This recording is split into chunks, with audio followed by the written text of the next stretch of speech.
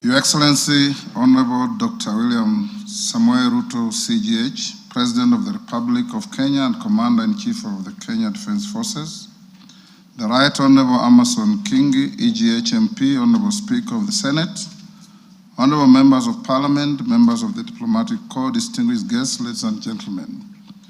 Article 1321B of the Constitution requires the President to address the nation once every year and at any other time. Further, Article 1321C of the Constitution requires the President to, once every year, report in an address to the nation on measures taken and progress achieved in the realization of our national values. Additionally, Article 1321C3 of the Constitution provides that the President shall submit a report for debate to the National Assembly on the progress made in fulfilling the international obligations of the Republic. In this regard, honorable members, by way of a message to the House, His Excellency the President conveyed his desire to address a special sitting of the Houses of Parliament today, 20th November 2025. Therefore, pursuant to the provisions of Standing Order 22 of the National Assembly Standing Orders, by Gazette Notice number 1651, which was published in the Kenya Gazette on 12th November 2025, and indeed as also notified to all members and the general public by way of newspaper notification published on 12th November 2025, I gave notice of this special sitting of Parliament to the members of the National Assembly. Accordingly, honorable members, this special sitting is properly convened. Your Excellency, honorable members, distinguished guests, ladies and gentlemen, it is the custom of Parliament to recognize invited guests seated in our galleries. I therefore wish to recognize the following guests who are seated in the Speaker's row. Her Excellency Rachel Ruto, First Lady of the Republic of Kenya, and other members of the First Family. His Excellency, the Honorable Professor Kithure Kindiki, EGH, the Deputy President of the Republic of Kenya. The Honorable Musalia Mudavadi, EGH, the Prime Cabinet Secretary and Cabinet Secretary, Minister of Foreign Affairs and Diaspora Affairs. Your Excellency, honorable members, also present this afternoon is the Chief Justice and President of the Supreme Court, Honorable Lady Justice Martha Koome, EGH. She is accompanied by the Deputy Chief Justice and Vice President of the Supreme Court, Honorable Lady Justice Philomena Mwilu, EGH, Honorable Justice Daniel Musinga, CBS Presiding Judge, Court of Appeal, Honorable Justice Oscar Angote, MBS, Presiding Judge of the Environment and Land Courts, and Honorable Justice Brian Ongaya, EBS, Judge of the Employment and Labor Relations Court. We are also honored to have in our midst the immediate former Speakers of the Houses of Parliament, the Honorable Francis Ole Kaparo, the Honorable Ekwe Ethro, and the Honorable Kenneth Lusaka, EGH, the Governor of Bungoma County, and Clerk Emeritus of the National Assembly, Ambassador Michael Sialai, CBS.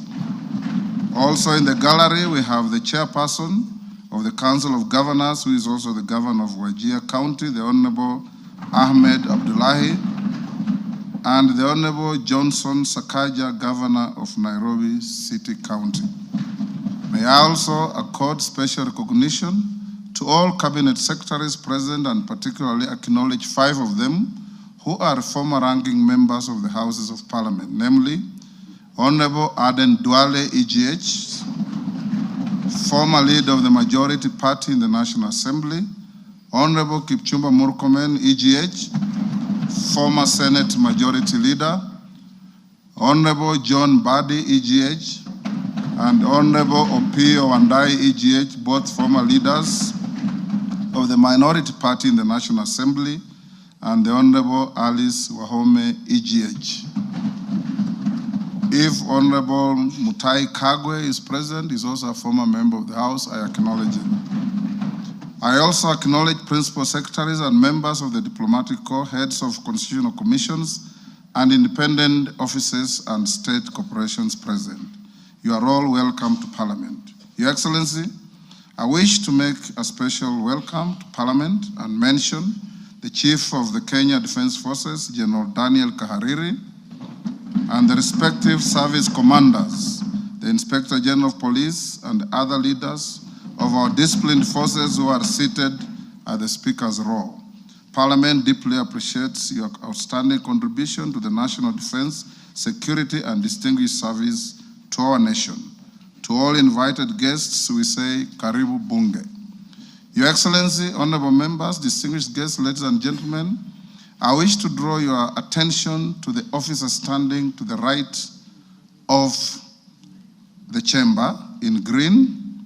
He is the Chief Sergeant at Arms of the National Assembly, Mr. Aloisio Lekulo, OGW.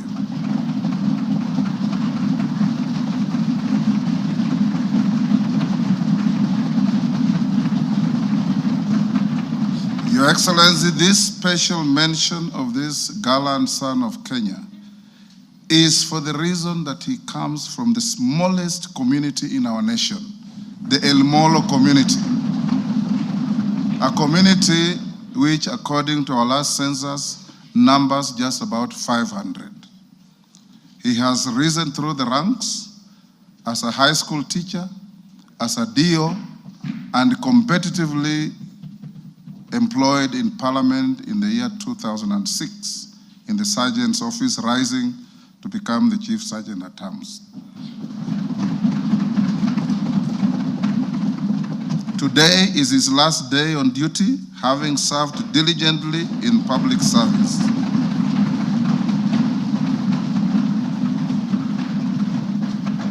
The National Assembly had a special session where we paid tribute to him, and we thank him for the distinguished service he has rendered to the nation and wish him well. Your Excellency, honorable members, distinguished guests, ladies and gentlemen, it's now my singular honor and privilege to invite His Excellency, the President of the Republic of Kenya and Commander-in-Chief of the Defense Forces to address this special sitting of Parliament. Your Excellency, you're most welcome.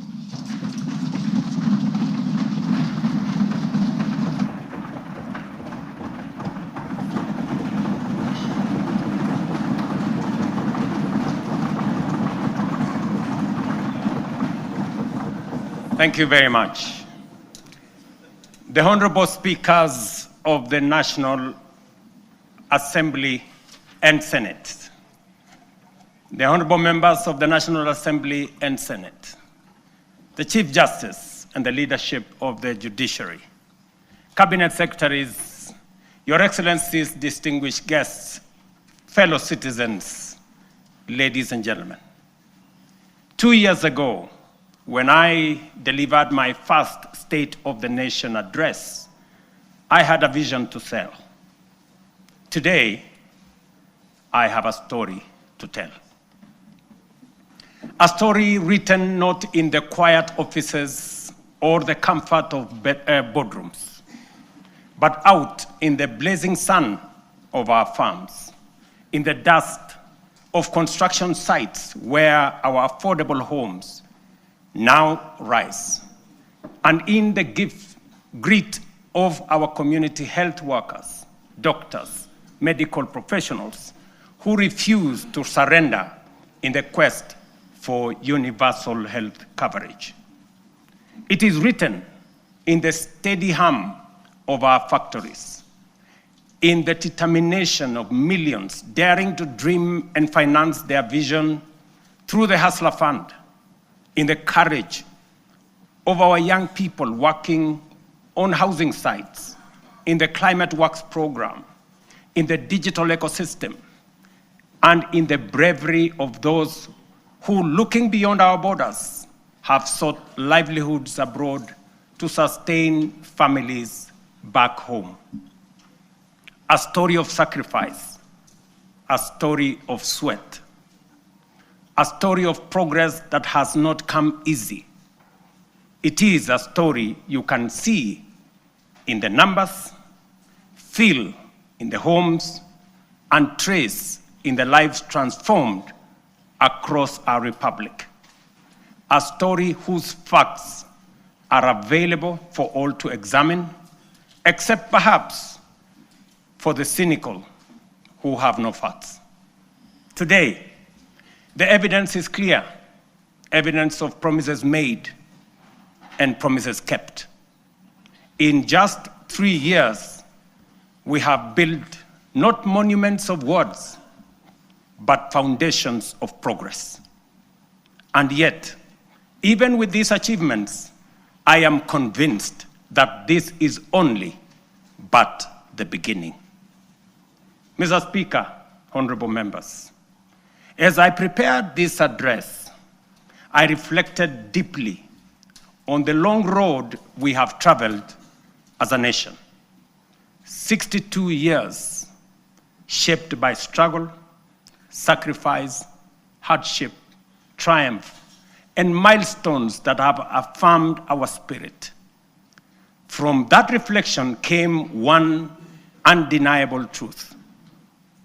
We have made commendable progress, but Kenya still punches way below its true weight. This nation has the talent, the resources, and the spirit not just to improve, but to leap and to make the transition from a developing country to a developed one within our lifetime. That is why I speak today with full conviction that history has summoned this generation, our generation, at such a time as this, to a higher purpose. Some eras are shaped by events. Others are defined by the decisions a nation makes. And today, Kenya is called to make such a decision, to finish the journey our forebears began, and finally turn our long-held potential into lived reality.